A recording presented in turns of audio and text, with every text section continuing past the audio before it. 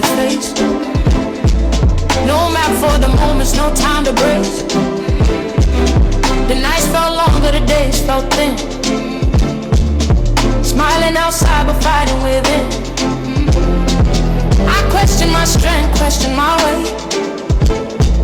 Some mornings I barely had words to pray, but mercy met me right where I stood. When I couldn't be strong, you still were good. I was close to giving up, close to letting go, but you whispered, hold on child, even when my faith fell low. Your mercies carried me when I couldn't stand. You kept me breathing when life slipped through my hands. And I'm still standing, still believing. After all the pain I've seen, if it wasn't for your mercy, I don't know where I'd be. I tried to lay it down, but I picked it back up.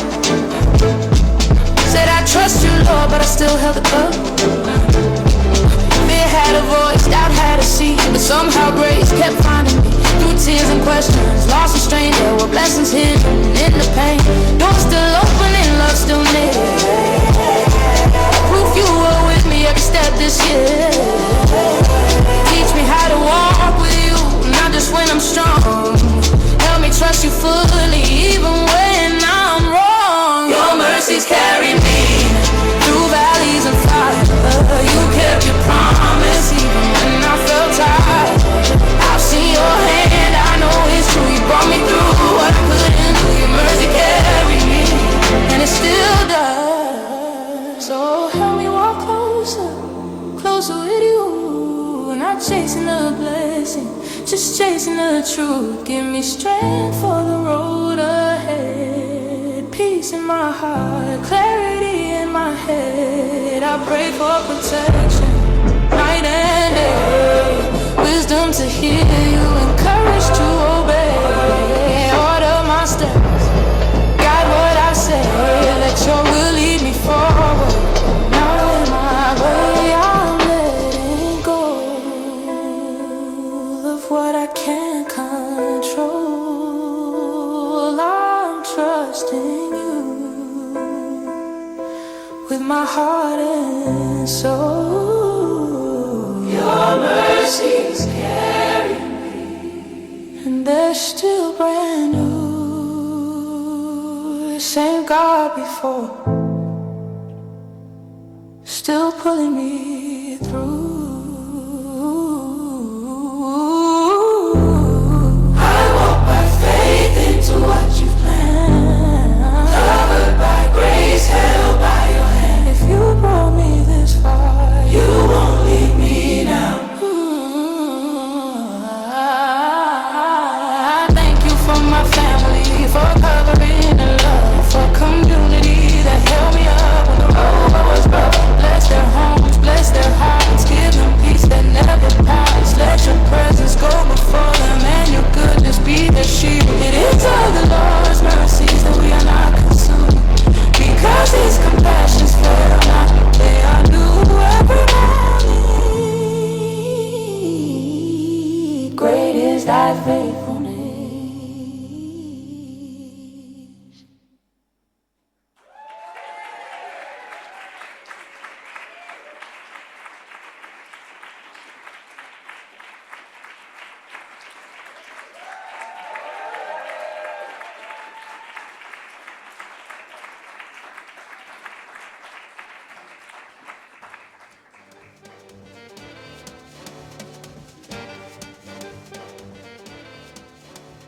Well, wow.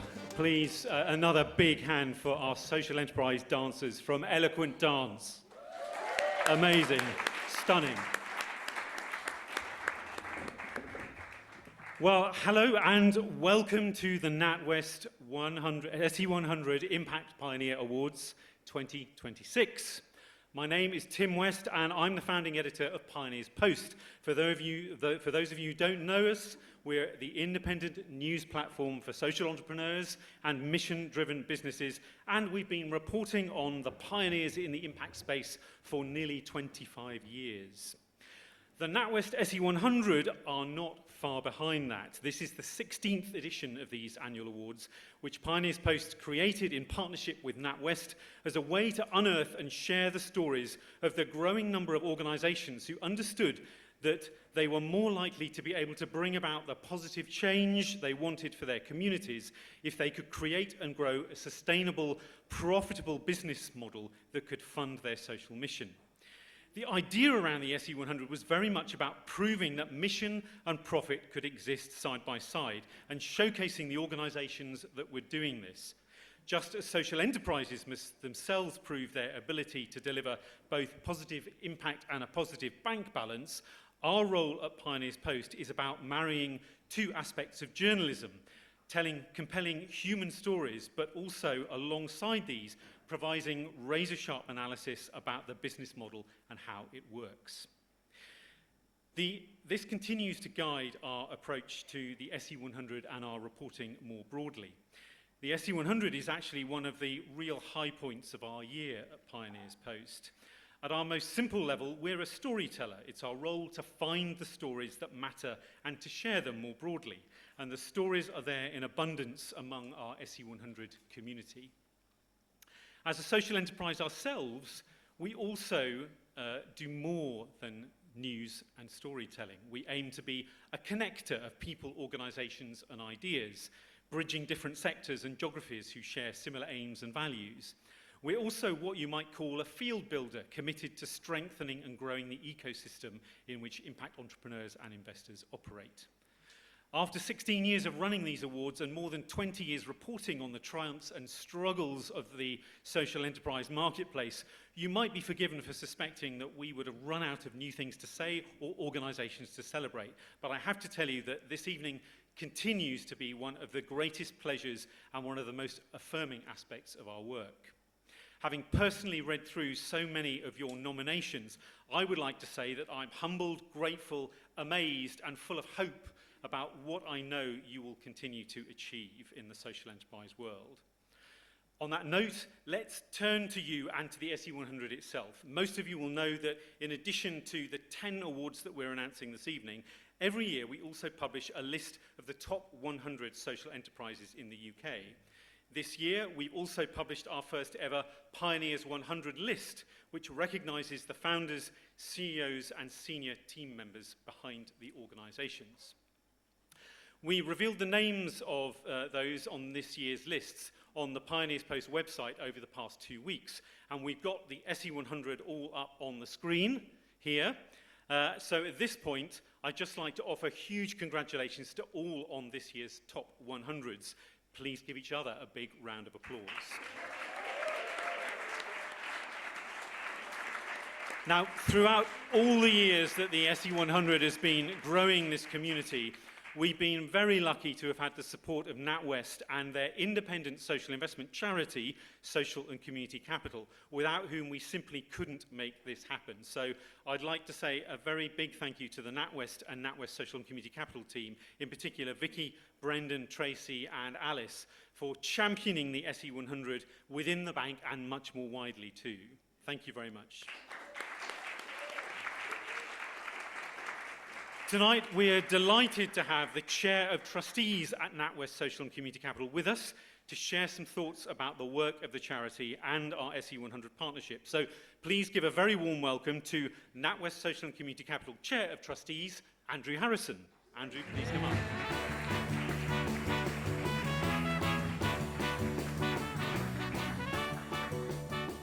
Thank you, Tim.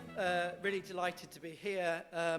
As chair of NatWest Social and Community Capital, and this really long-term partnership that we've had together in terms of sponsoring this fantastic event. In leaving home this morning in Bedford, I fear I probably underprepared for the Manchester weather, and with very damp legs, I may well smell a bit like a wet dog, so don't get too close to me this evening, but really delighted to be here. And as Tim says, we are an independent charity, established around about 25 years ago now to provide social funding to charities and social enterprises. And our mission at NatWest Social and Community Capital is very closely aligned to SE100. We are really focused on purpose-driven growth, supporting social enterprises to scale sustainably while delivering real community impact. As sponsor and a social lender, it's important to us that we bring both insight and financial support, showing we back social enterprise with practical action. Access to the right funding isn't just helpful, it's transformative. Patient, flexible finance gives organisations the confidence to plan, to grow, and to keep serving communities when times get tough. That's exactly why we exist at NatWest Social and Community Capital, to back social enterprises and charities that are delivering vital impact, but are often locked out of traditional finance. The Northwest is rich in social enterprise talent, energy and innovation, and also faces real and persistent challenges around inequality, access to opportunity and long-term investment. And over the last 18 months, we're very proud to have supported 16 organisations across the north of England with over £2.2 million of lending, which shows our commitment in this area and why we're absolutely delighted to be back here again for our second year hosting these events in Manchester. So just to round off, I'd say, really huge, good luck to all of the nominees. You've done absolutely amazing to get to here. It's fantastic to see the top 100 and to be really celebrating the great work that you're doing. And personally, it's a real privilege to be in a room with people who are driving social impact across the UK. So enjoy the evening, and I'll speak to you later. Thank you. Thanks, Andrew. So now it's time for the awards, and as I said, there are 10 awards to give out this evening, 7 for organisations, including 1 new category, Public Sector Pioneer, and 3 awards for leadership, recognising individual founders, CEOs or senior team members. As every judging panel will tell you, and it may seem like a cliche, but it's true, making decisions on who should win is a very challenging process, which is why I'm always pleased to hand over their responsibility to a fantastic team of judges who read and score the nominations and then come together to fight it out at a final judging meeting, which actually is always very amicable. This year, our judges come from NatWest, Buzzicott, Hogan Lovells, E3M, Good Finance, the BBC World Service, Social Enterprise UK, the Pioneers Post team, and the Cambridge Centre for Social Innovation. Please give a round of applause to all of our judges. Many of the judges have joined us here tonight, either in person or online via Zoom, so we'll be able to scrutinise their decisions as we go along. So, here's how the decisions are going to work. As we announce each award, I will invite the relevant judge, or in some cases a guest presenter, to join us on stage or online. I'll then read out the names of our finalists and announce who has been highly commended.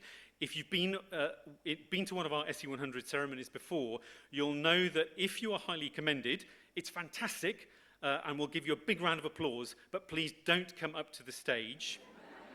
Sorry. We'll invite you up afterwards for photos and to collect a special certificate.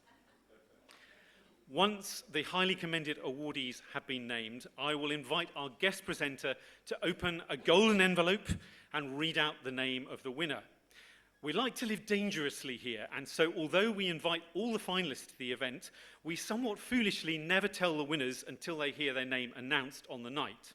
We therefore are crossing our fingers that somebody from each of the winning organisations has braved the rain, will be here and will make their way up these steps to the stage, or if they've not been able to join us in person, we'll beam them in via Zoom onto the screen. So let's see. As the music plays and you break out into rapturous applause, we will take some photographs before one of my colleagues will then do a short interview with the winners and the judge. All our winners will receive a certificate and a year's team membership to Pioneers Post, as well as a copy of the brand new book, The Difference, How to Understand, Measure and Maximise Social Impact, donated by the social entrepreneur Matt Stevenson Dodd of Trust Impact. And this book isn't even out yet, it's actually being launched in June. So, without further ado, first up is the award for Public Sector Pioneer.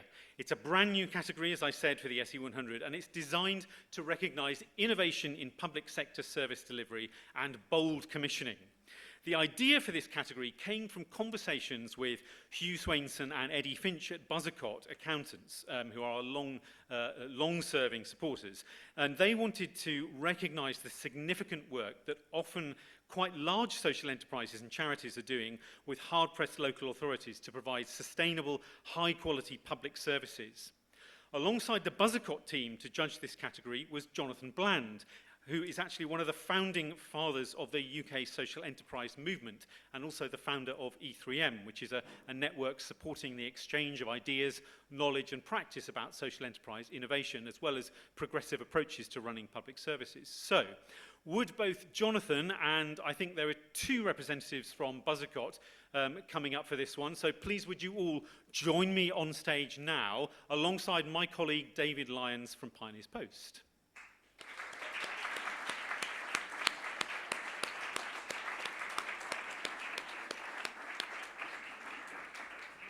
Right, and Pilar will provide some microphones and some certificates and things. So, as they sort themselves out, I'm going to read the names of the finalists, who were Forward Carers, Greenwich Leisure Limited, Rockpool Life, Turning Point, and Wellbeing Enterprises. So, I can reveal that highly commended in the public sector pioneer category this year were Forward Carers. Please give Forward Carers a big round of applause. And now it's golden envelope time. So over to Jonathan. Please would you do the honour and announce the winner of the 2026 Public Sector Pioneer Award. The winner of the NatWest SE100 Public Sector Pioneer Award 2026 is Turning Point. Okay. Congratulations to Turning Point. Now, I think we might have maybe Andrew O'Mara and Victoria Coultas are in the audience, but I think we've also got Sarah Kennedy and Julie Bass, the CEO, online. As I say, they don't know that they've won this, so I'm hoping, and we've got some very sort of clever technical people who are going to, I think, do the honours and beam people in. Right, we're just doing some photos.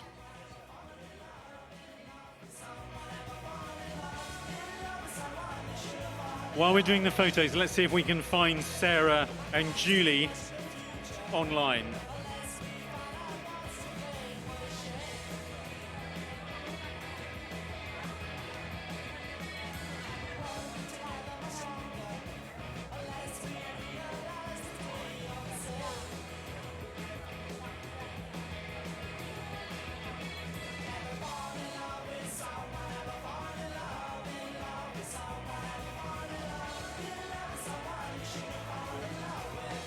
Okay. So do we have anyone we can beam in? I know we've got people on stage, so I guess we've got, are you Andy? Andrew, I beg your pardon, Andrew O'Mara. Welcome. I'm going to hand over to Dave, and he's going to do the honours and ask you some questions. Thank you, Go Tim. for it, Dave. And hello, everyone, particularly hello, everyone on Zoom. This is what the guy who's been messaging you looks like. Congratulations, Andrew and Turning Point. I'm going to give you a second to gather your thoughts, and I'm going to turn first to our judges. Jonathan, could you tell us what you were looking for for the award winner in this category? Yeah, we all know that there are huge challenges in the way different public services are being run at the moment for children in care, for adult social care, for public health, right the way across the spectrum. And within social enterprise, we have huge potential to do so much more. So many of you are doing such brilliant things, and we need to have much more of it. And part of that is about being able to have proper relational working relationships with local public authorities that aren't based just on short-term transactions, but real partnerships, to be able to harness that innovation. And for this, the innovation in this particular case was outstanding. It showed a large, mature social enterprise being able to innovate and do things differently, and in this case have a huge impact, saving 14 lives in a year through the innovative way that they trained the police to be able to use naloxone, which is an antidote to opiate drugs, so that if somebody has an overdose, the police as the first responder is able to help them.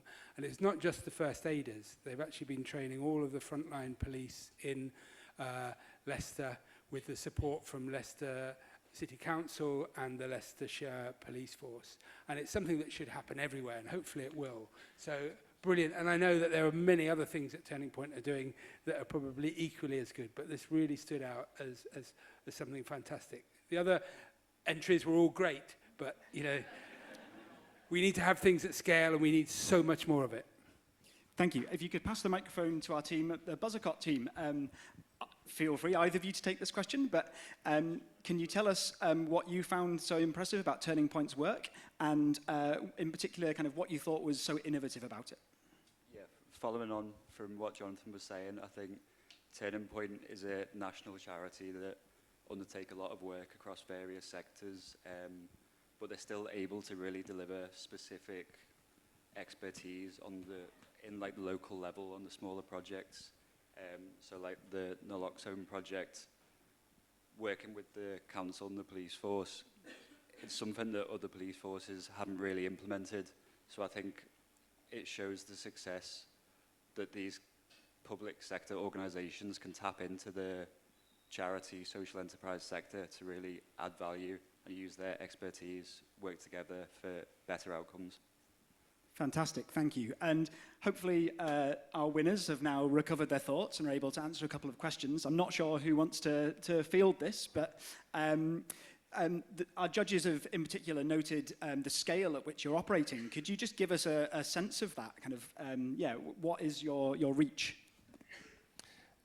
My boss doesn't normally loom this large behind me. Maybe she does. If you don't mind, Julie, so yes, we're Turning Point, as mentioned. We operate across learning disability support services, mental health, and support for people with dependence on substances up and down the country. We try and keep people well in work as well through our Right Steps arm. We reach just over 200,000 people across England now, after having started in 1960 as a very small alcohol project. So 5,500 colleagues across England support that work, and of course the partnerships, the likes of which have just been mentioned, are crucial to that. Fantastic, thank you. And again, happy for either of you to take this question, but Jonathan has specifically highlighted the partnership you have with Leicestershire, that's tricky to say, City Council, and I'm going to have to do it again, Leicester Police Force. Could you tell us a bit more about that partnership, the impact that it's delivered, and what's innovative about that work? Julie, would you like to go ahead, or shall I pick that up? I don't mind. No, you go, Okay. Andrew. I'm just aware it's better for you being in the room, but I'm so delighted. Thank you so much for this award. You go, Andrew. No problem. Well, as I mentioned, there's so much detail picked up there, but it's true. Avoidable drug-related deaths are still such a massive problem across the country. Over 5,500 people lost their lives to drug-related deaths, and it's so important that projects try and find a way to make that happen, but they can't happen in isolation. It's true that there's an extremely positive relationship and partnership that takes place across Leicester, Leicestershire and Rutland with our colleagues down there, and the local police force have worked together with us with such an open appetite to make a real difference. I think in the last year, in 24-25, there was 72 people who sadly lost their lives across that locality to drug-related deaths. And there's just so much more that needs to be done. That figure is so sadly on the rise nationally. A project like this was able to, as was mentioned, train frontline police officers to carry naloxone, which is essential in supporting people there in the moment from an opiate overdose, and it does save lives. And it's entirely voluntary, but the training is pretty simple, and the power of carrying that can genuinely save a life. And it's true, in the year that followed that training program, that those naloxone kits were deployed 14 times. Those incidents would have meant more lives lost, and actually the impact that was made by the colleagues, by our partners in the local police force is immeasurable. And we are working more across the country now, particularly just up the road in Lincolnshire and across our different service patches in localities to try and work with police forces to do more of that. But we will champion naloxone and harm reduction as long as we can, because it's an important message to carry across the country. Well done. It's a fantastic project. Thank you. One last question. This award was in particular looking for projects that were working with bold commissioners. And I'm interested to know how you identify those bold commissioners and how you cultivate those relationships.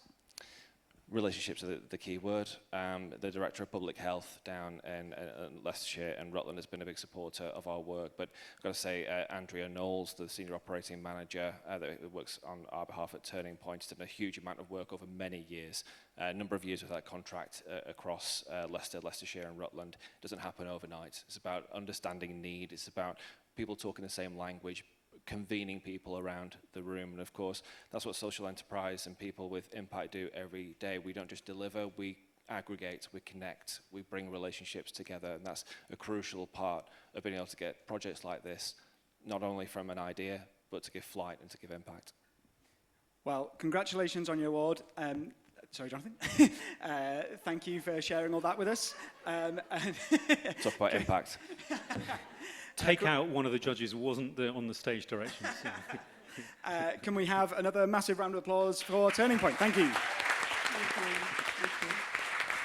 Fantastic. Can I just ask you to take your seats now? Thanks so much. And thank you to Julie for joining us as well. Okay, our second category this evening is the Impact Storyteller Award. And this is obviously close to our hearts at Pioneers Post and highlights the importance of building a clear and compelling story. What you say, how you say it, who you say it to, and how important this is in building a successful social business, whether you're selling products to customers, pitching to investors, or seeking support from your local community or commissioners. It recognises organisations using storytelling and communications most effectively to support their mission. And as a social enterprise ourselves, Pioneers Post has been in the business of what we call solutions-driven storytelling since we came into existence. And we've now developed what we call the Pioneers Academy to provide training in storytelling and communications, both to aspiring young journalists, often young people who come from challenging and disadvantaged backgrounds, and also training to social enterprises and impact investors who want to be more effective communicators. So our judges for this category were our own associate editor and training lead, Anna Patton, who's now going to join us on stage, and Myra Anubi from the BBC World Service, who, in addition to kindly agreeing to judge this year, has been helping with some of our recent training programs. And I think she's going to join us. She has joined us online. Hi, Myra. Hi. Hi. So the finalists in the storytelling category were Bellew Water, Medics for Rare Disease, Noise Solution, Rethink Food, and True Cadence. And congratulations to the highly commended social enterprise who are Medics for Rare Disease. And Anna, would you please open the envelope and announce our winner?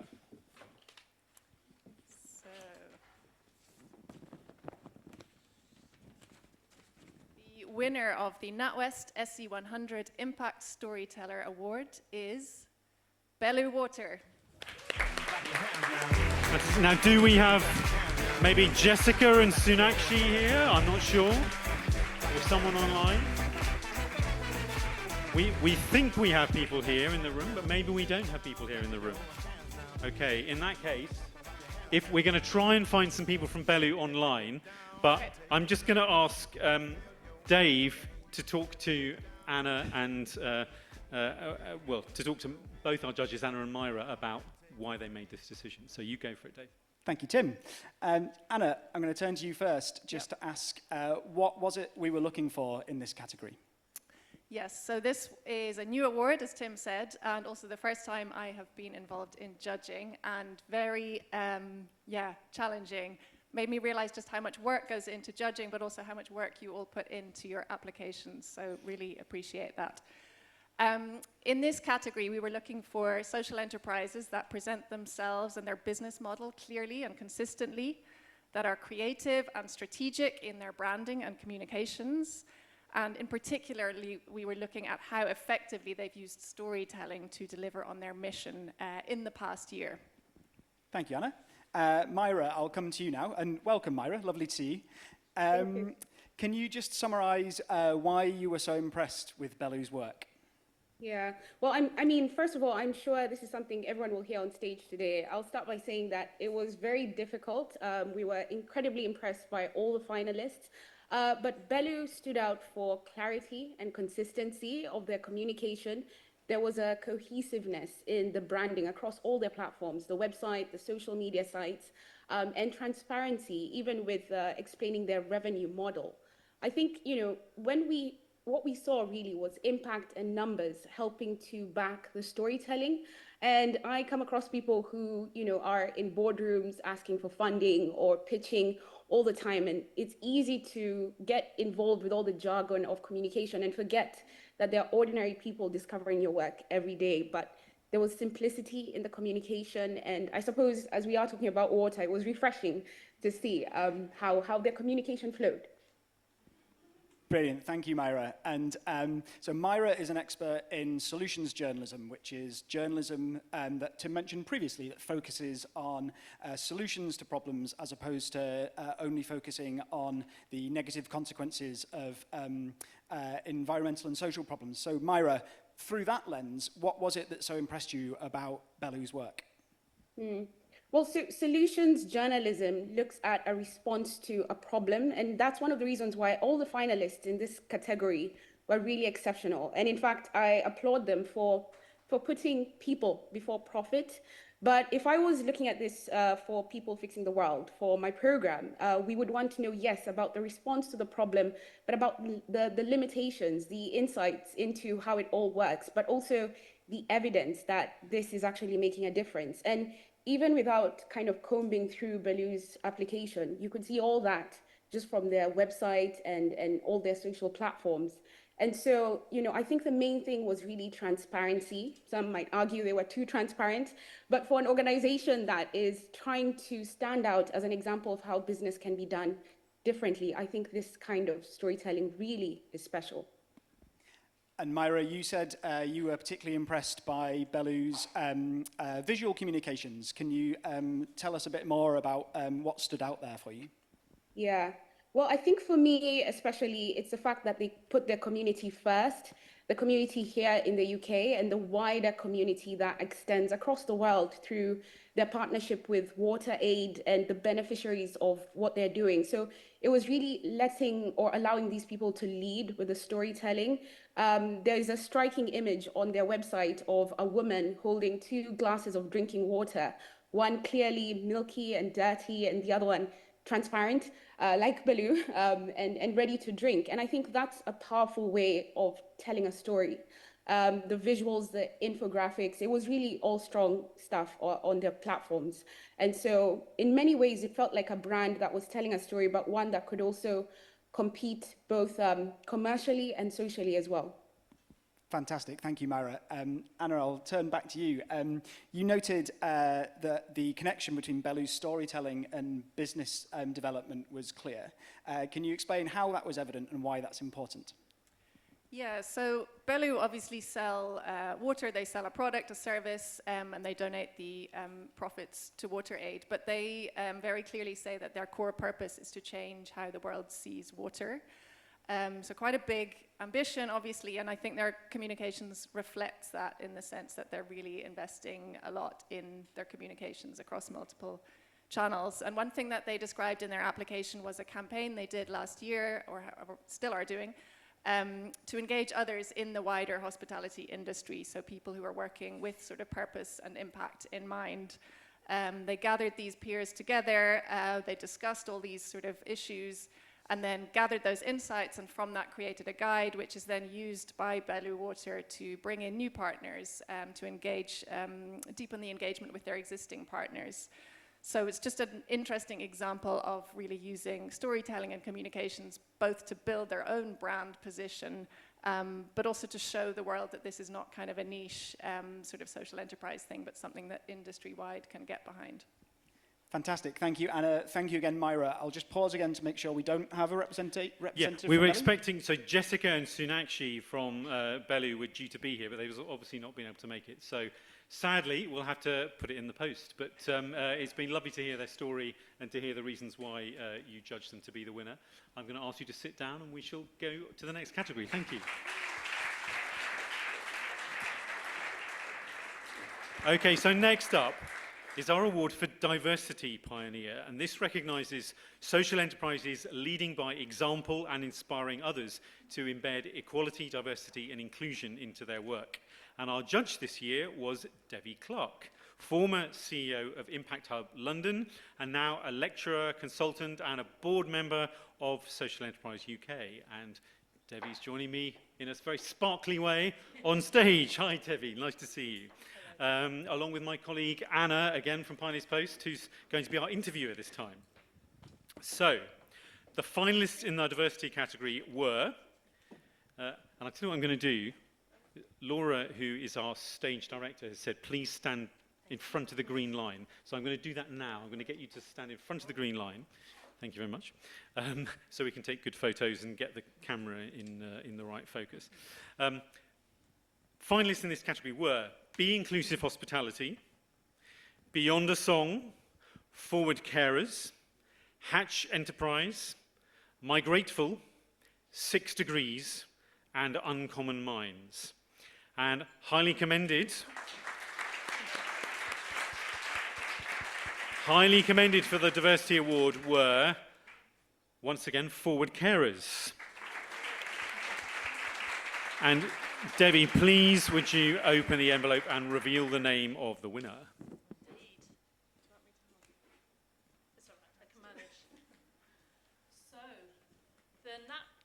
The NatWest SE100 2026 Diversity Pioneer is 6 Degrees. Okay. Is someone from 6 Degrees in the audience? We had an RSVP that they were going to be here with a team. Do we have some? We do. It's a success. Hello. Now, is this Kelly? Hi, Kelly, welcome. Right, come in front of the green line. You do some photos.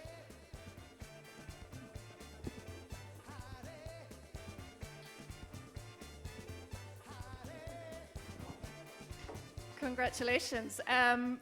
Just tell line. us your name and your role. My name's Kelly Hilton. I'm Managing Director at 6 Degrees. Wonderful. Well, big congratulations. Before I come to you, I want to just turn to our guest judge, Davey. Thank you so much for doing all the judging work. And first of all, just tell us what you were looking for in this category and why did 6 Degrees stand out in particular? Well, I will echo, I know it sounds boring, but it's so true. It was really, really difficult to select, and as you can see, the shortlist was quite long because it was so difficult. But what I was particularly tending to pick out was people who went beyond the minimum by a long chalk. So people who not only had insight into their own community, but communicated that to others, and actually were able to both combine both the specific knowledge of the people that you were making a difference to, but also the kind of the systemic change that would change how all of us behave and do things. Brilliant. And let's hear from our winner then. So tell us a bit more about 6 Degrees. Actually, first of all, tell us, where does the name 6 Degrees come from? So a couple of places. So we're an organisation that provides brief psychological therapies. So when I was young, Blue Peter did a 6 Degrees of Separation. So we were an NHS spin-out in 2010. We became independent as a social enterprise, and the staff came up with 6 Degrees. So that was one aspect. The other aspect was, at that time, 1 in 6 people would experience a common mental health problem, and also 6 people, there's a ricochet effect from a suicide. So at that time, there was a lot of research around that. So 6 was very important to us at the time. And what the impact on one life could do to a further 6.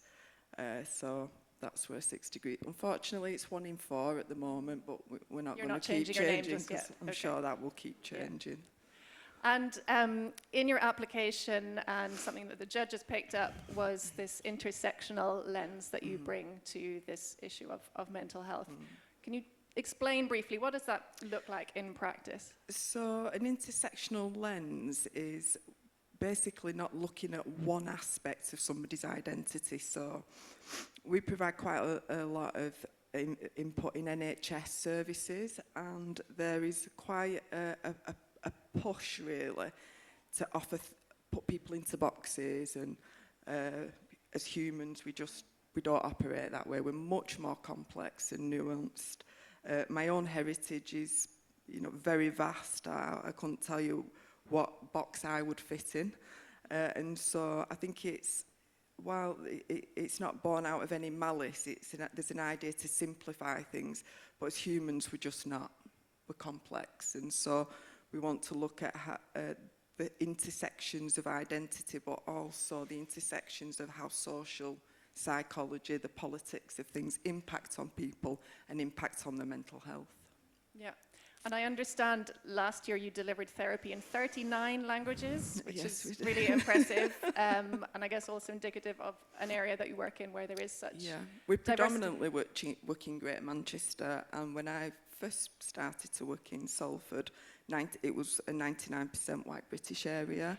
It's extremely diverse now. It's becoming as diverse as Manchester. But that's not just about translating things, right? What else do you have to factor in? So there's kind of a couple of things that we do, and it's important to say that it's kind of not done and it's never done. A couple of things is we do, I won't exhaust everybody with them, but we recruit from the communities that we serve. So that's not just about translation, it's also about translating into the organisation, understanding and nuances about people's psyche. We've got quite a few projects going on where what we recognise is predominantly it's the white British people who can access mental health services. We offer therapies in different languages. We also recognise things around male-only clinics, female-only clinics. We work very closely with our partners about making sure people's whole identity is considered. Thank you. Diversity, equity, inclusion is, let's say, a little bit unpopular in some circles at the moment. Has that affected your day-to-day work? How do you manage I suppose that's what we try not to look at it in that way, because I don't think it was intended to start that way, but it kind of starts to exclude people. I noticed there's boxes like how many black people do you employ, how many people are from... It's a little bit simplistic, I think. So we try to use across the organisation, we use the word intersectionality really, and use that lens in the way we deliver services, but also the way we employ people and the way we set up our kind of systems and processes.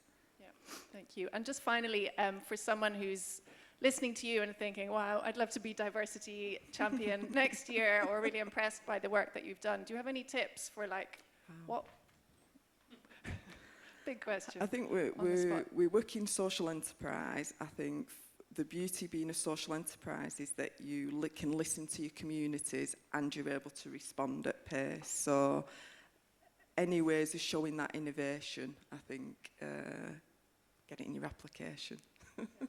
Wonderful. Thank you. Does our judge have any final comments before we...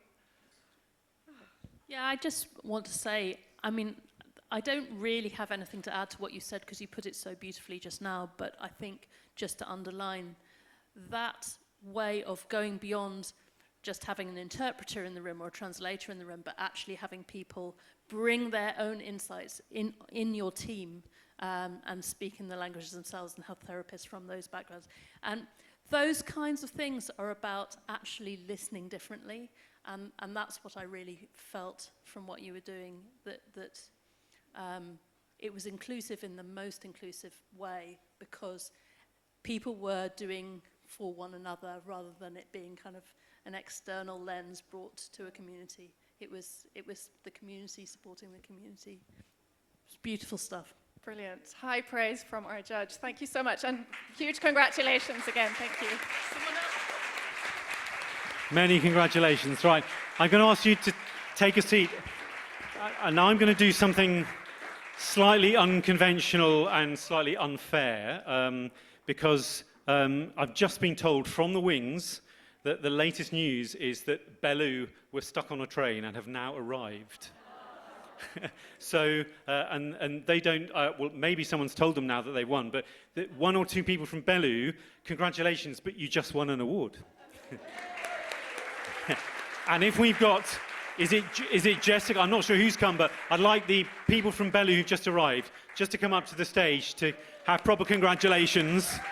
Hello, hello. And maybe, Anna, hi there. Hi. Thank you. Okay, just come in front of the green line. And, Forwards. Anna, right, our storyteller judge, you come up again. We're gonna take a picture of you, and very quickly, we'll just have a very quick chat in front of the line. Thank you. We'll just have a very quick chat with you. So I don't know if Myra from the World Service is still online, but Myra and Dave and Anna were just having a very lovely chat about all the fantastic storytelling that Bellew does. So I'm going to hand over to Dave again, and maybe Dave can ask you a couple of questions. And I apologise for taking you by surprise doubly, and I hope you've had a glass of water after getting here from the train. But anyway, glad to see you. Thank you, Tim, and congratulations again. Well done. Thank you so much. The judges were absolutely full of praise for your storytelling and your communications. First of all, can you just tell us why it's so important, why is storytelling so important to Bellew's work? We were just talking about this before coming in, and we were saying how we needed to be very people-focused, and when we are a B2B business and a social enterprise, it kind of gets difficult to highlight the people that we're impacting, plus the businesses that we're working with, which is why Serve with Purpose and then our impact stats kind of help us bring the story together. Yeah.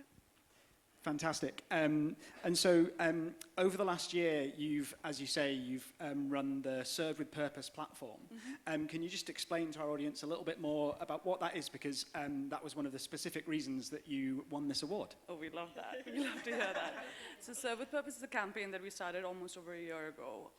We do podcasts, newsletters, and posts in general, socials, conversations about the hospitality industry, and we halo all the change makers and the taste makers in the industry and all the impact that they create by choosing social enterprises or services that kind of have a sustainable impact throughout, which is what Serve with Purpose has been doing. So we're trying to put the people behind the decisions in the forward, which is great.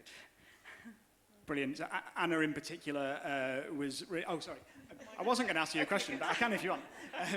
I was just going to say she was particularly impressed with the way the Serve with Purpose platform was kind of looking to influence the wider hospitality sector. Yeah. Can you talk a bit about the impact that the Serve with Purpose platform has made? I think it was more so to inspire the younger generation to look into hospitality as future career prospects. So whenever we try to talk about Serve with Purpose and talk to our tastemakers, we try to ask them questions that help them make their decisions to get into hospitality.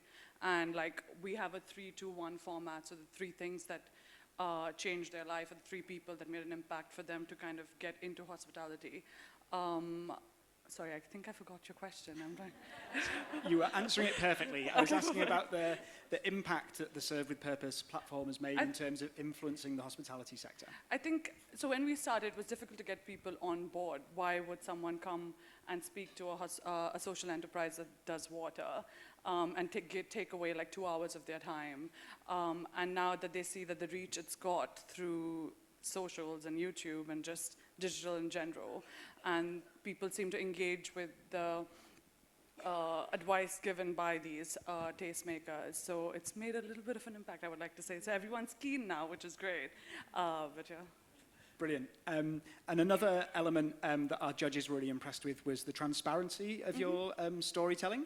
So in the last year, you've covered things like your responsible use of AI and that you've switched from carbon credit investing to nature-based solutions. Yeah. What impact does that upfront storytelling have, and what are some of the challenges that come with it? So we recently changed the title of our impact report to Purpose in Progress. And we were kind of trying to explain that this is a progress that we're going to make. It's not like a report that's end and final. We change with the times, and we're trying to keep up and be honest about everything we do internally as well as externally. It's very important for us as a team to be extremely transparent in terms of the decisions we make internally, to kind of share it with everyone around, which is what we're trying to do with the Purpose in Progress, which is great. Fantastic. Anna, I don't know if you have any comments you'd like to make now our winners are here. Maybe just very quickly to say what you missed earlier. So the kind of key things that we noticed was, the clarity of communication, really clear what you're doing and why, the transparency, and then the third thing is the engaging of the wider industry. So really looking beyond just growing your own business, but actually trying to change the industry. So those were the things that really stood out. Congratulations. Congratulations again. Thank you very much. Well done. Very pleased you made it. Thank you.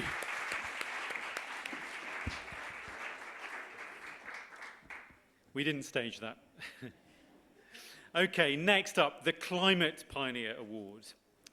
This is supported by Hogan Lovells and is for pioneering organisations working against climate change and towards a greener, more resilient future. And there were 4 judges from the law firm Hogan Lovells looking at this. And joining us here tonight online is one of them, Jodie Kaufman.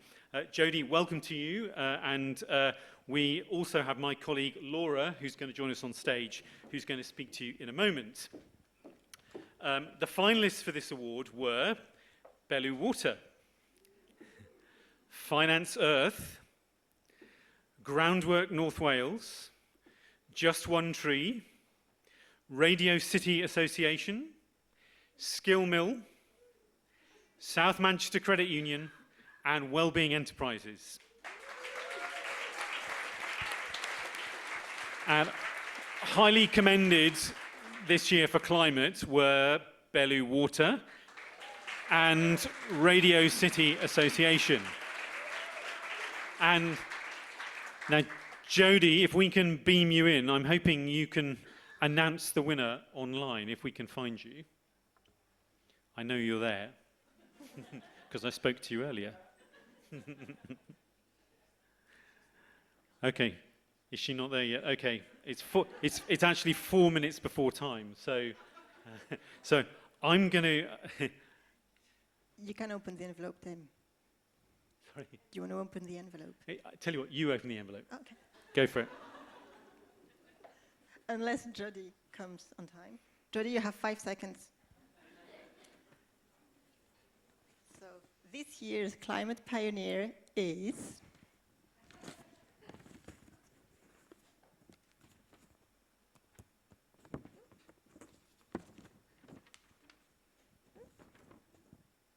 Finance Earth. Fantastic. Now, I know that Finance Earth are also not here, but I did speak to Finance Earth, and we understand that Alison Mansbach and perhaps some others from the team are online. So we're looking for tech team. We're looking for Alison Mansbach from Finance Earth, and we're looking for Jodie Kaufman from Hogan Lovells, and hopefully we can make a sort of marriage in the ether somewhere and beam them both in to talk to Laura. Perhaps in the meantime, I looked very surprised reading the name, but actually I knew it was them and I prepared. So in the meantime, I can tell you a little bit about what Finance Earth does, just to fill in. So that's them. So Finance Earth is a social enterprise that works to mobilize investment towards nature-based solutions. So for context, today there is about 30 times more money going globally, 30 times more money going towards nature-harming activities than towards nature-based solutions. So that's a big imbalance. And what people say is that, well, nature conservation, biodiversity, it's not attractive for investors, it's not bankable, so there's little we can do about that. But Finance Earth, they're just spinning this idea on its head and just showing that with a little bit of innovation, you can really move the needle. So I think we have Alison Mansbach here. So congratulations. And I think last week you got King's Awards for Enterprise as well, is that correct? So applause for that as well. Exciting times. And so I just explained quickly what problem you were tackling. So can you explain to us like how you're tackling this problem? You know, how do you mobilize money towards nature-based solutions? Sure. So we were founded with the knowledge that we're in a dual nature and climate crisis. Biodiversity loss is unfortunately rapidly increasing all over the world, but particularly in the UK. We're one of the least biodiverse countries in the whole world. And we were set up to figure out ways to scale up investment in nature and climate, looking not just from the philanthropic or public sector where a lot of investment has already come, but the private sector, and trying to make nature more of an investable class, an asset class, seeing it as infrastructure, just as investable as other things that we invest in.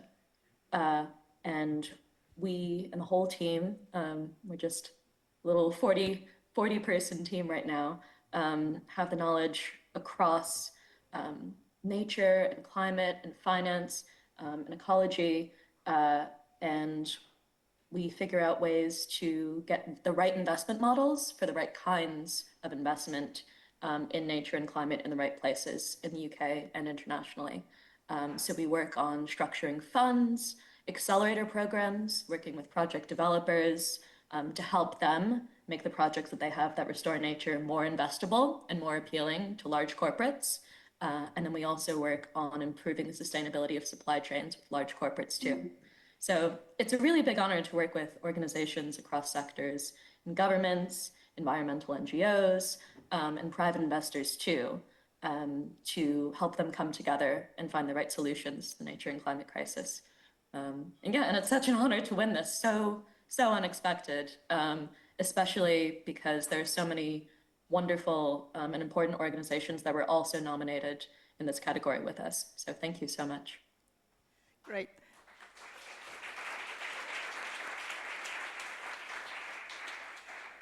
So I think you've been going on for 10 years. You are working or have been working on a total of 150 projects. Is that correct?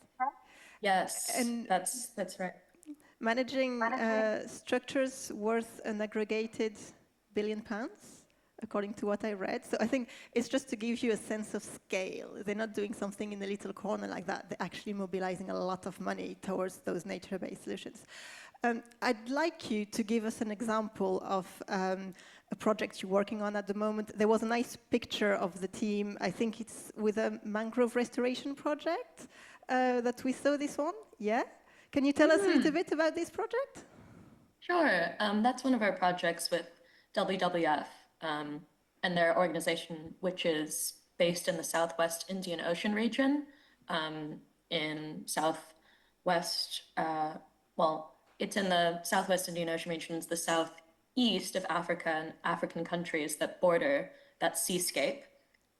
So one of the organizations, one of the project developers that we work with based in Tanzania was kind enough to invite us to look at their mangrove restoration and protection project on the ground so we could check it out and further advise them on how to make it even more investable, help them with their investment models, and just getting more finance and attraction from the private sector space to make that project work over time.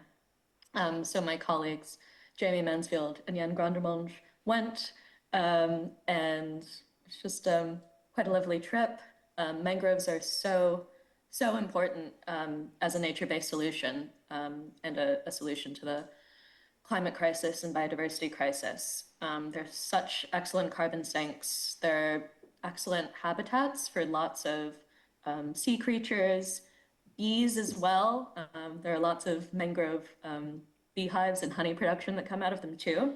And we're working on other projects in the sub-Saharan African region, and also we have and are setting up an accelerator program and aligned fund that's specifically dedicated to mangrove protection and restoration. So it's a very cool space to be working in. Great, that's a good example for everyone to have a bit of a sense of what you're working on. Do we have Jody at all? I believe we do. Oh, Jody, please come in. Oh, not yet. They're trying. She's apparently just joining, is what I've been told. We'll get there. So in the meantime, so you started 10 years ago, as I've already said. Even today, people sort of are still surprised at the idea that nature conservation can attract investment. 10 years ago, I bet it wasn't that easy to convince people about all this. So how were the early days and how was the journey? Well, this is based on, oh, my cat has come to join the award ceremony. I love that. This is based on knowledge that I've picked up because I joined the organization. It's all right, we like animals. Guest of honor. Lovely Peach. I joined the organization in 2022, so when there was already quite a bit of finance being mobilized in the space. But essentially back in 2016, we have nature and carbon markets now that are being developed. Carbon markets are getting developed and becoming even more higher integrity. And nature markets, as we're seeing, are a bit more nascent. But really, we were looking at how to get people to pay for nature and examples of that, payment for ecosystem services. There was a lot of interesting work happening in the US at the time, actually. Some of that work, I guess, has not picked up as much momentum lately in the past few years. But back in 2016, there were lots of interesting ways that we found that public and private sector were working together to find blended finance models to invest in water protection and water storage in different spaces across landscapes in the US. And we were looking at that as a really good example of ways to apply that to the UK and how we might find ways of getting lots of kinds of organizations to recognize that nature is worth paying for. And so we originally started out with a renewable energy fund called Community-Owned Renewable Energy. And then from that experience of launching and successfully closing a fund that transferred lots of solar farms into community ownership across England and Wales, we were able to deepen our knowledge into nature restoration and protection and find similar funds and projects to develop in that space. Amazing. Do we have Jody? Yes, Jody's here. Welcome, Jody. You're on mute. Yeah, there you go. Thank you for joining us, Jody. Jody from the Hogan Lovells team. Very faintly. Yes. I can also only hear you quite faintly. Okay, there is a bit of a lag with the sound. Yeah, it's getting there. Do we have green light when things are going at? Is there anything else we can do to have Jody a little bit louder? Bear with us, please. Bear with us. I think maybe that she's on Bluetooth or something, and she's going to try and change her. Can you hear me now? Yes. Oh, yes. Excellent. So, Jody, thank you for joining us. That better? Yes. Yes. So much better. Perfect.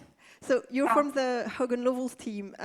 So Hogan Lovells, the law firm, is involved with this award, I believe, through their HL Base project. So do you want to tell us a little bit about it, and then you'll tell us what you thought about Finance Earth? Thank you. Yes, so HL Base is our firm's impact economy practice, through which we provide free or reduced fee legal advice to around 300 social enterprises a year. And about 800 lawyers from across our firm are involved in delivering that advice. And a few of us were lucky enough to be asked to judge this category tonight. So thank you very much for having me, and on behalf of my fellow judges as well. Great, thank you, Jodie. So, what made Finance Earth stand out among all the other nominees? I think it was quite a close contest as well. So I understand you were impressed both by the impact of the social enterprise, but also by their internal targets and policies on climate. Yeah, thank you. As you mentioned, we were really impressed by Finance Earth's multi-layered impact. So they, as you've heard, they've had great success in mobilizing capital into some amazing nature and climate solutions in order to address one of the biggest challenges of transition finance. But what we were so impressed with is that their impact doesn't stop there. They reinvest over half their profits into environmental and social impact sectors. And as you said, the organisation itself is an employee-owned, mission-led B Corp with its own internal climate agenda. Their mission is so clearly at the core of their business and culture, which has allowed them to make an impact on so many levels. And it really makes them such a worthy winner of this category. Great. So what is so innovative about what they do? I think for me, what stood out there is that they're not just trying to mobilise capital and investment, but they're addressing the structural barriers that often prevent investment being funneled into worthy projects. So, for example, we were particularly impressed by their Africa-based accelerator programme, CAPE, which supports high-potential nature-based carbon projects that aren't yet investment-ready. And this has now allowed several initiatives that otherwise wouldn't have attracted funding to now be in a position where they can. And for us, this really stood out as being at the forefront of problem solving and making sure that impact-worthy, really important enterprises and projects are getting the funding they need and then can go on and do great things. Amazing. So maybe if we can get Alison back for one last question to finish. I don't know if this is, maybe I surprised people. Yeah, Alison, just one last thing. You've been going on for 10 years. What's next for the next decade for you?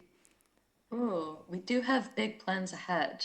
A large fund which is focused on UK nature restoration and protection across woodland creation, peatland restoration, and biodiversity net gain is on the cards. And we're also going to be moving into some aligned funds to CAPE, that accelerator program with nature-based carbon projects in sub-Saharan Africa and expanding that. And then also expanding our Blue Catalyst Fund for mangrove restoration and protection projects, alongside the expansion of our Fisheries Improvement Fund, which is scaling up the sustainability of fisheries in different corners of the world. So the pilot project that we have with the Fisheries Improvement Fund in South Central Chile is already proving to be a great example for other fishery improvement projects in other corners of the world. So very excited about all of those. And yeah, looking forward to the next 10 years and beyond. Amazing. Well, congratulations again. And I think big round of applause again for the winner. Fantastic. Thanks so much, Alison, Jodie, and Laura. Okay, so we just about reached the middle of the awards, and so we thought it would be a good idea to break for some energizing entertainment. And I'd like to invite Godfrey Pambalipe to the stage to start setting up. And you'll see what he's going to do in a minute. But before I introduce him formally, we wanted just to talk a little bit about the social enterprises that we've involved in delivering the event. And I'm hoping that we've got some representatives here from, I don't think, even though we're in Band on the Wall, I don't think John from Band on the Wall is able to be here, but I think we've got Romana from Eloquent Dance here, and also Fran from our Ethical and Sustainable Caterers Open Kitchen. So would you please come up and join us on the stage? And my colleague Pilar, who's actually been interning with us as a journalist over the past few months, she's going to just have a quick chat with you about what you do. So Fran and Romana, or if Romana's not here, maybe the dancers are here. Is this Fran? Hi, Fran. Hi. And this is Ramona. Hi, Ramona. Okay. So I'm going to hand over to Pilar, and if you come in front of the green line, so we can see you, and you're not blocking the screen. Very good. And over to you, Pilar. Hello, everyone. So the first performance was by Eloquent Dancers, who provided a wonderful performance as an opening for the event. And yeah, just ask a few questions to kind of understand the company a bit more. Yeah, let's have the dancers in here as well. I didn't actually ask your names as well, so it would be lovely to find out a little bit about who you are in a minute as well. But Pilar, you go ahead.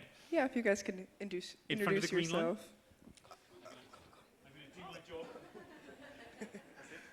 job. Hello, my name's Kai. Yeah. Evening, everybody. My name is Hadija. Hi. So the first question is, what type of performances are you guys looking to deliver as a dance company? Okay. What type? I think the first word that comes to mind is uplifting. I think we're a company that chooses to uplift and to push individuals and for the betterment of everyone else as well. I think we very much instill that it's not just you, it's everyone, and that we can all push and work harder together to make individual dreams come true, bigger dreams with us all to come true as well. So I think it's those types of qualities we have. And then the performances that you guys are doing, like in the event spaces, what communities do you guys feel like you're close to with like these performances, or I guess what does it mean to you guys, this kind of relation? I think what's really beautiful about what you saw Kai and Had deliver today is a segment from a show that we just come out of at R&D called Black Rose, which really is about representing the Black British experience through dance. So I really hope you felt that. Whilst intertwined with the theme of worship and uplifting and empowering, as Kai spoke on, what's really beautiful as well about why Kai and Had were chosen to come today is they both are dancers with Eloquent. They're dance artists themselves, but they're also teachers and leaders. So for them to be here tonight meant that their classes back at the studio had to be covered. So there's going to be young people that are missing them today, like where's Kai and Had? But I think what's so special about what we do at Eloquent is the young people can see themselves represented in our leaders. So they can look at people like Kai and Had and be like, I know what I'm aspiring to be like. We've got boys in Eloquent that are like, dance isn't cool, but then they watch Kai dance and they're like, all right, I'm coming back, man, I'm doing it. We've got girls looking at Had that are like, oh my gosh, she can do an intersection of contemporary and hip hop all at the same time. And then she gets on the floor and she breaks, whoa, what's going on? But they are beautiful leaders, and I think that's what leadership is about, seeing yourself represented. And I'm really glad you got to witness them and their excellence today.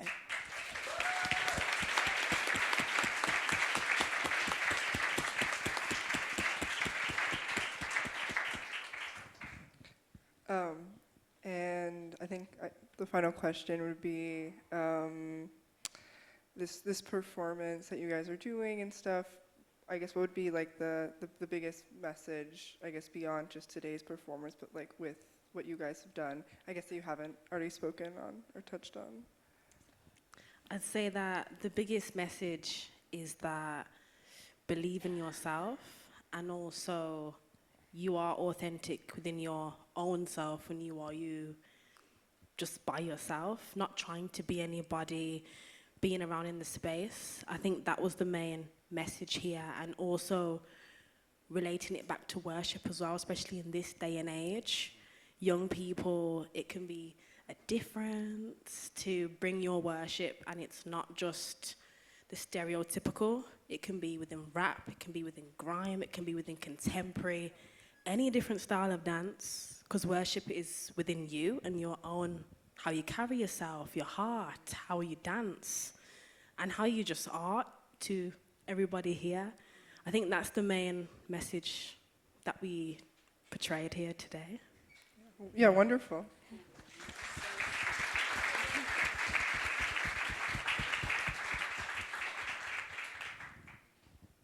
Okay, and then I don't know if you guys have gotten a chance to get some delicious food from our other partners, Open Kitchen, above. But yeah, I'd like to ask Fran a few questions about what you guys do around sustainability and food waste.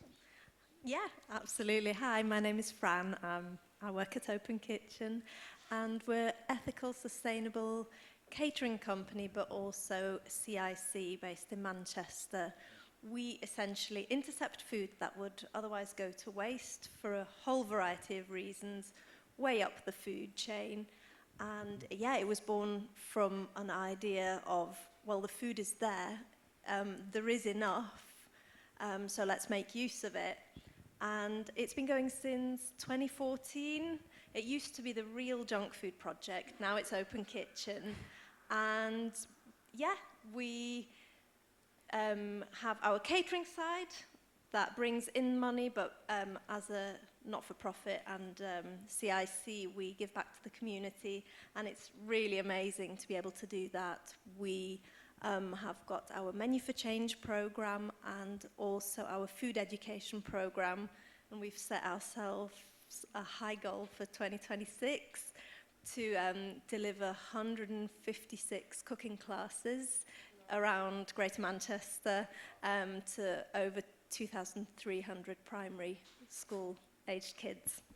Wow.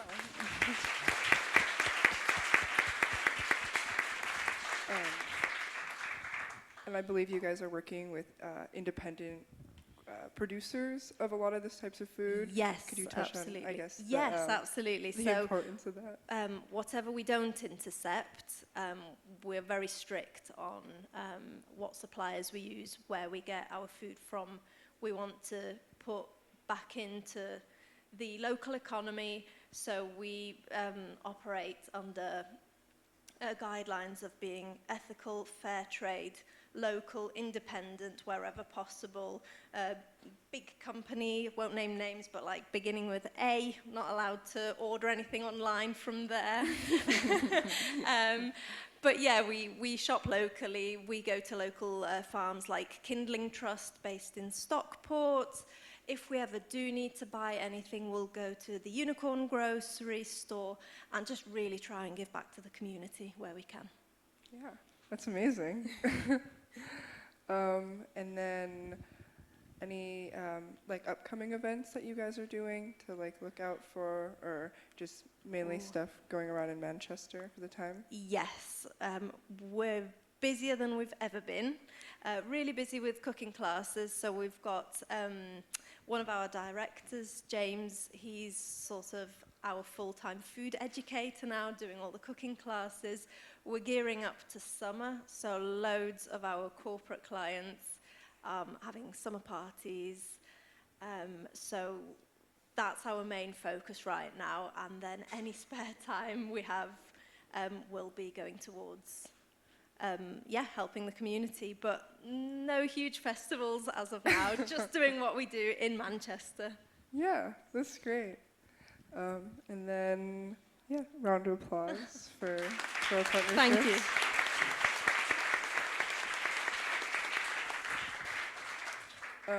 I'd also like to give a shout out to Band on the Wall, the event space that we're currently in right now. It's a very historical place for Manchester, dating back to the early 20th century. Lots of big names have been here. It's very integral into the Manchester art scene. And then they also give back as well.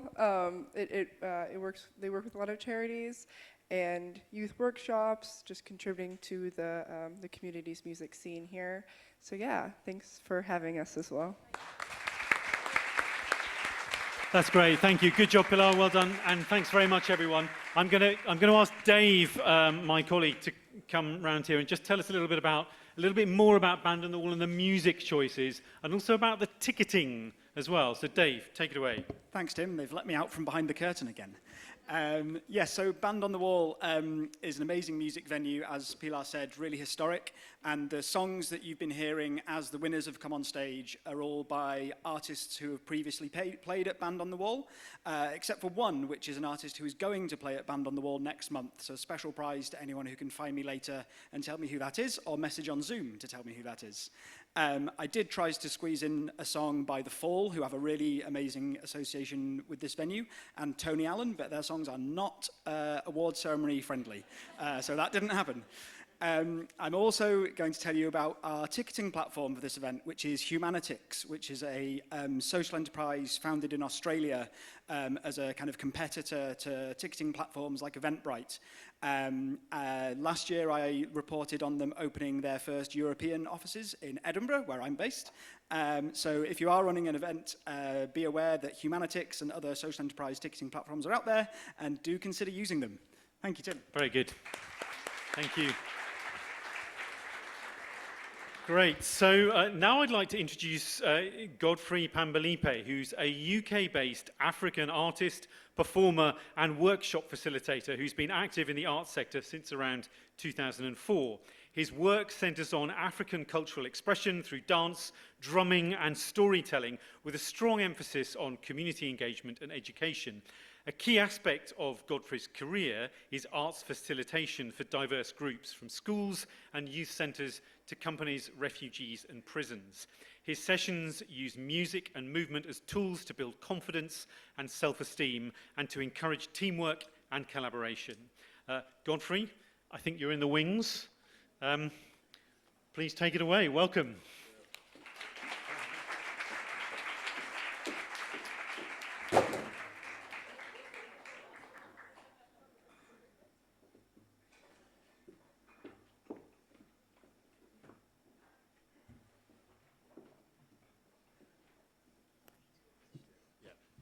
Thank you.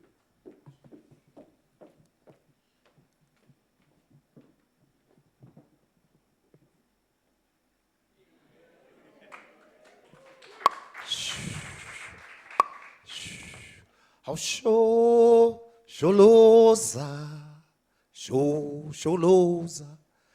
kulezo taba westimela siphume Zimbabwe. How sholoza kulezo taba mastimela siphume how yenu yabalega kulezo taba westimela siphume sholoza kulezo taba westimela siphume how yenu yabalega kulezo taba westimela siphume Zimbabwe. Iye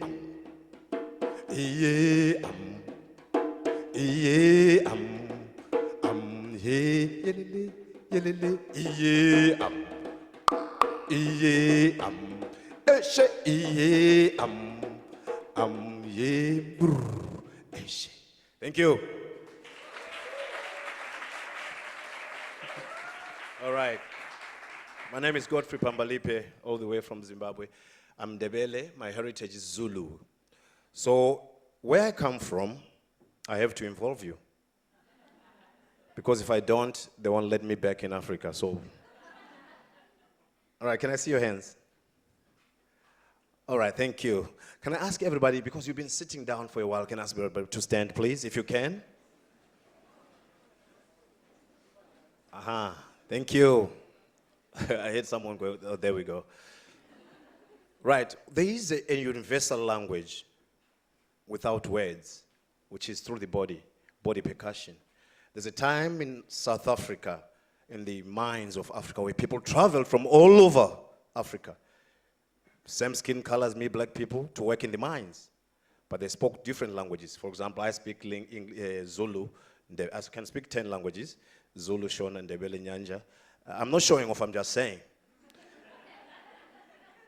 And I can also speak this language we're going to speak now, which is body language. This language was used in the mines where people communicated through body percussion. When the boss is coming, they'll know what to do. They know something has happened, but it became rhythm. So I'll show you some of this. Can you put your hands like that? You go 1, 2, 3. I see some of you up there still sitting down. There we go again. So we do that 2 times. 1, 2, 3, and 1, 2, 3. No extra. You ready? 5, 6, 7, let's go. And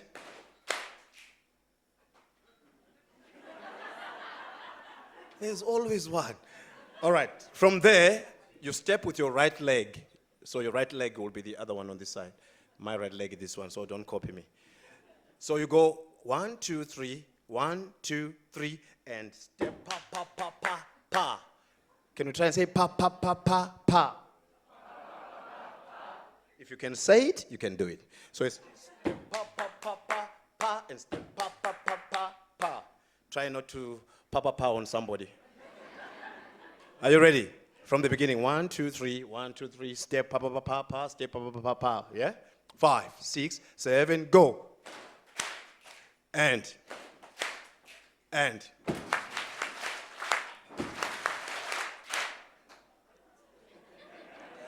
A little bit more. Can I put a little bit more? Yeah? Is that easy? A little bit more. After step pa pa pa pa pa, step pa pa pa pa pa, then it goes step pa pa, step pa pa. 1, 2, 3, hey. Step pa pa, step pa pa. 1, 2, 3, hey. Not the hey. But remember, I'm a Zulu warrior. So can you imagine a warrior coming to you with a shield and a spear?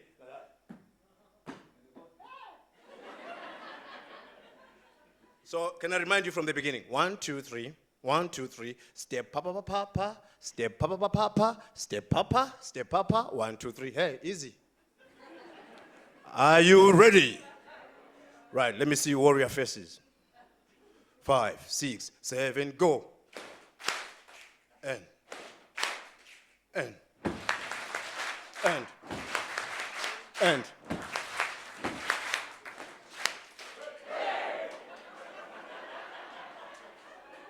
Very close. Very close. We'll do it just one more time. No talking. One more time. And don't speed it up. Follow me. 5. One more time. 5, 6, 7, go. And.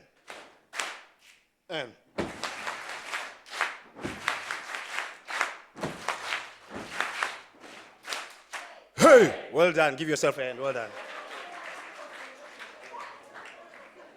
So, now, can you say Zola?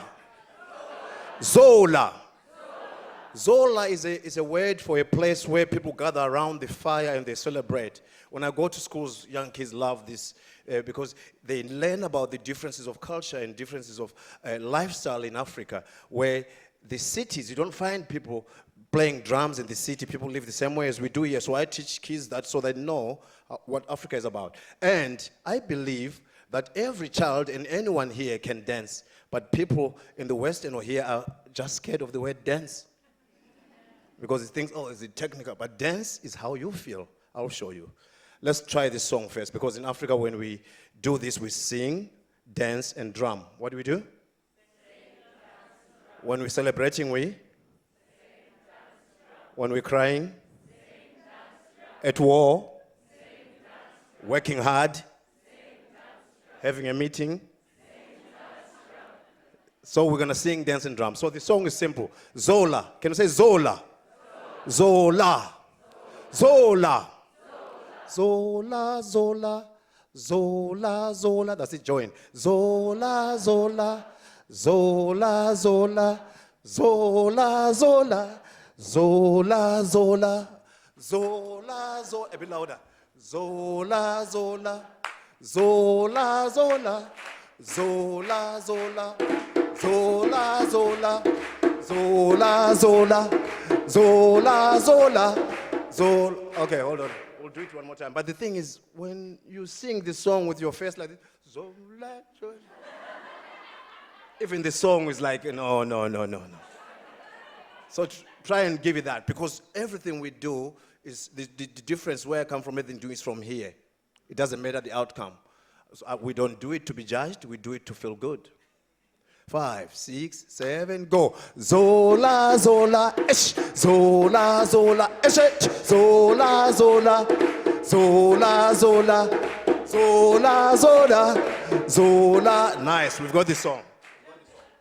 Now, the next thing. I only got 15 minutes to take you to Africa and bring you back. The next thing now, I need 1, 2, 3, maybe 5 volunteers. I'm just saying volunteers because I can always point. Or if you got somebody who's a team leader in your association or in your organization, pick them. Did you pick somebody? Yes, ma'am, in the red dress. Clap hands for her, please. Anybody else? Anybody else? Anybody else? Oh, there, say at the end. Yes, thank you, thank you. One more, yes, come, yes, there, we've got 4. Thank you, sir. Thank you. Don't worry, they think they will not do anything. You are just leading them, we're all doing. All right, so now, dance, movement, I call it movement. Movement in Africa is storytelling, it's a story. It's always a story. So the story is, around the Zola, around the fire, you may see on TV people jumping and dancing, and you think, oh, I've seen these African people who are dancing and jumping around the fire and making sounds, but they're actually telling a story or celebrating something. For example, they celebrate farmers. So you are my farmer. Clap hands for my farmer.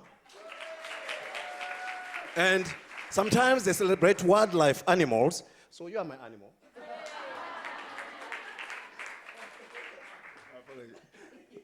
And then sometimes, so you celebrate what? Farmer, animals, or wildlife. And sometimes they gather around celebrating fishing because the fishermen have done well in that time, in that season. So you are my fisherman. Clap hands for my fisherman. No, you're not my fish, you're my fisherman. Yeah. And then, fisherwoman. And then we have farming. And sometimes they celebrate, what did I say you're? Farmer. You're my hunter. So now, what we'll do is, for example, we've got this song. What do farmers do? What do they do? Farmer. Oh yeah, they produce. Oh yeah, like that. 1, 2, 3, sing. Zola, zola, zola. Let's go together. Zola, zola, zola. So we already got a dance coming. It's brewing. So the things that farmers do. Second thing, maybe they pick from trees, right? Yeah. So after that. Zola, zola. When I whistle, you change to Zola, zola. Yeah? Now we've got 2, we've got movements. We're all going to do it, don't worry. And then we need 2 from here. And then now it swaps, and then we're celebrating the animal. Yeah. Give me one animal.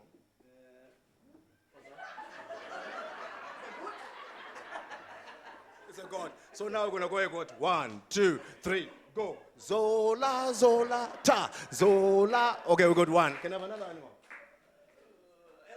Elephant. 1, 2. Zola, zola. Okay, we got 2. We got 2. Remember, so you are the leader. Don't forget yours, because you're leading them.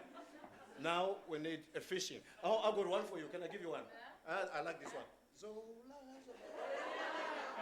This one. 5, 6, 7, go. Zola, zola. So, and then the second one, what transport do they use? They use boats.